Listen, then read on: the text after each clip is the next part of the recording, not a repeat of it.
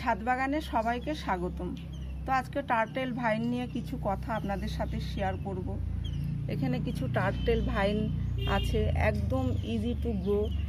এর সেরকম কোনো মেনটেন করতে হয় না, কেয়ার করতে হয় না, শুধু ব্যাস লাগিয়ে দিলেই এ হয়ে যায়।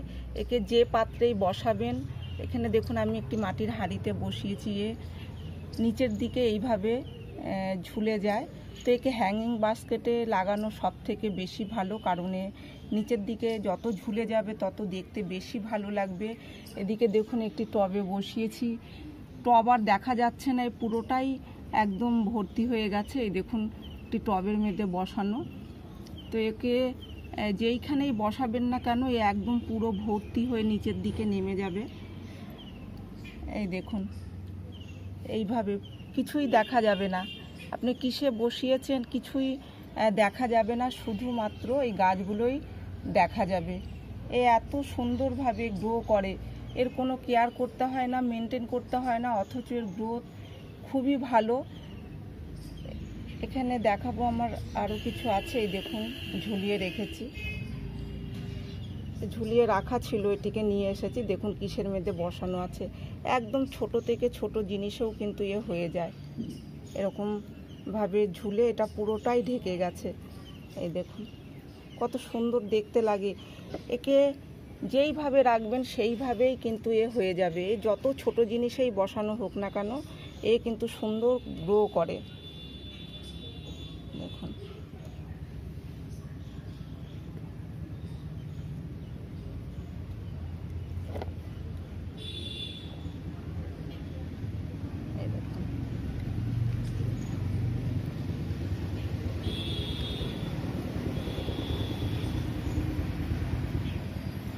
এত ইজি একে বসানো, একে ব্যাস এইটুকু যদি একটা এরকমও যদি কোথার থেকেও নিয়ে আসেন, এই দেখুন এই যে শেকড় দেখাই যাচ্ছে, তো এইরকমও যদি নিয়ে আসেন এর থেকেও কিন্তু অনেক হয়ে যায়।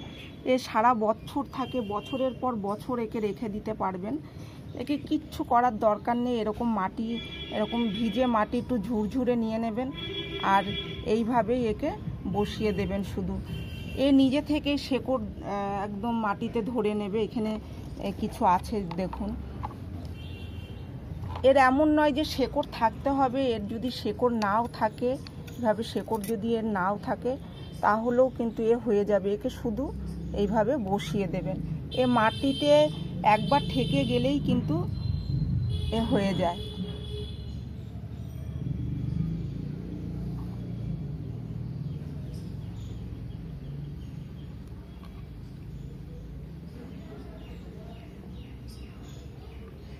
এই দেখুন এর শেকড় নেই, এও হয়ে যাবে। শুধু এইভাবে বসিয়ে দিতে হবে। এবার এতে অল্প করে জল দিয়ে দিতে হবে, জলের স্প্রে করে দিলে খুব ভালো হয়। তো আমার কাছে এখন নেই, তো আমি এটা দিয়েই জল দিয়ে দিচ্ছি। এরকম অল্প অল্প করে জল দিয়ে দেবেন।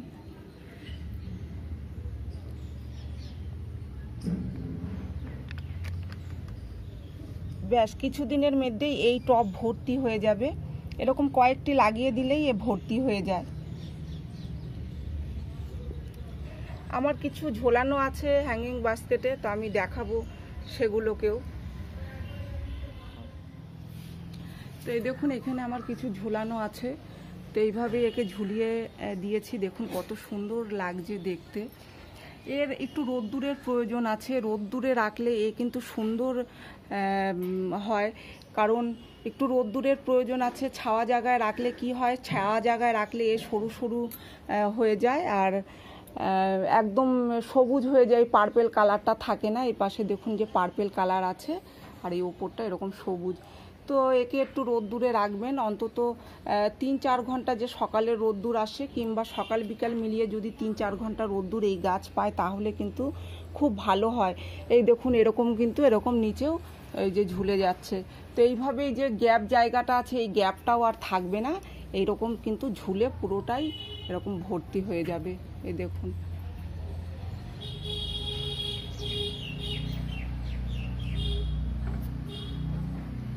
একদম ছোট বাটিতে কিন্তু বসানো আছে। এগুলো প্রায় একদমই ছোট বাটি দেখাবো আমি বাটির সাইজটা। ঠিক এই যে দেখুন এরকম বাটি, এগুলো 6 টাকা করে এই বাটিগুলো কিনেছি। তো এই বাটির মধ্যেই কিন্তু বসানো রয়েছে।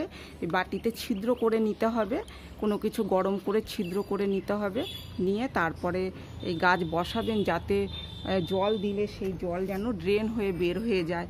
এর কিন্তু একটাই প্রবলেম, যদি জল গোড়ায় জমে থাকে তাহলে কিন্তু এই গাছ পচে যাওয়ার ভয় থাকে। তাই কোনো রকম যাতে জল জমে না থাকে, ওপর থেকে জল দেবেন একদম নিচ হয়ে, যতটা জল নেওয়ার প্রয়োজন নিয়ে বাকি জলটুকু যেন বের হয়ে যায়।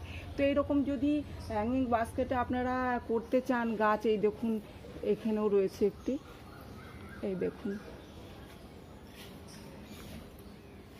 তো এরকম যদি করতে চান গাছ, তাহলে কি করবেন, এতে 1 ভাগ মাটি, 1 ভাগ গোবরের সার আর 1 ভাগ বালি আপনারা মিশিয়ে নেবেন, সাথে 1 ভাগ কোকোপিট দেবেন।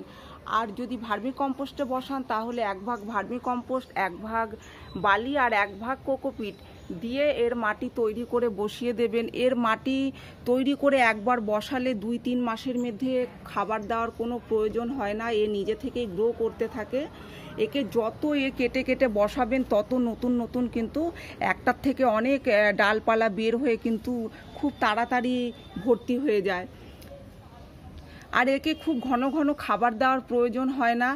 তবে যে কোনো গাছের যে একটা এনার্জি আসে সেটা খাবার থেকেই আসে। তাই আপনারা বসানোর 2-3 মাসের মধ্যে কোনো খাবার দেবেন না। তারপর থেকে 1 মাস অন্তর অন্তর আপনারা তরল সার হিসেবে 1 মুঠো কিংবা হাফ মুঠো টব অনুযায়ী আপনারা গোবরের সারকে ভিজিয়ে, শুকনো যে গোবরের সার তাকে ভিজিয়ে রেখে 1 দিন 2 দিন ভিজিয়ে রেখেও সেই জলটা আপনারা গাছে দিতে পারেন। এছাড়া সকালে ভিজিয়ে বিকেলেও কিন্তু আপনারা ওই জল ব্যবহার করতে পারেন। এছাড়া এই গাছের আর কোনো রকম কোনো খাবারের প্রয়োজন হয় না।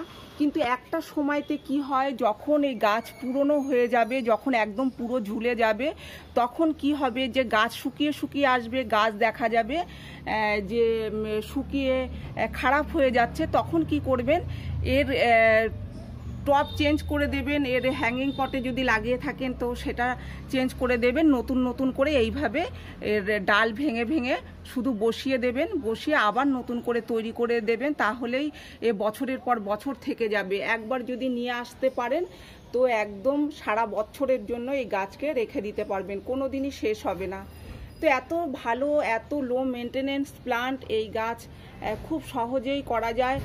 যে কোনো কোথার থেকেও যদি নার্সারিতে পান ভালো, যদি না পাওয়া যায় তাহলে কোনো জায়গায় কোনো চেনা শোনা কোনো যদি কারোর কাছে যদি থেকে থাকে তাহলে সেখান থেকে যদি এরকম একটি দুটিও এইভাবে নিয়ে আসতে পারেন, এনে বসিয়ে দিলেই কিন্তু হয়ে যায়। তো আজকের মতো এই পর্যন্তই। যদি আমার ভিডিও আপনাদের ভালো লেগে থাকে তাহলে লাইক করবেন, শেয়ার করবেন, কমেন্ট করে জানাবেন, আর আমার এই চ্যানেলটিকে সাবস্ক্রাইব করবেন।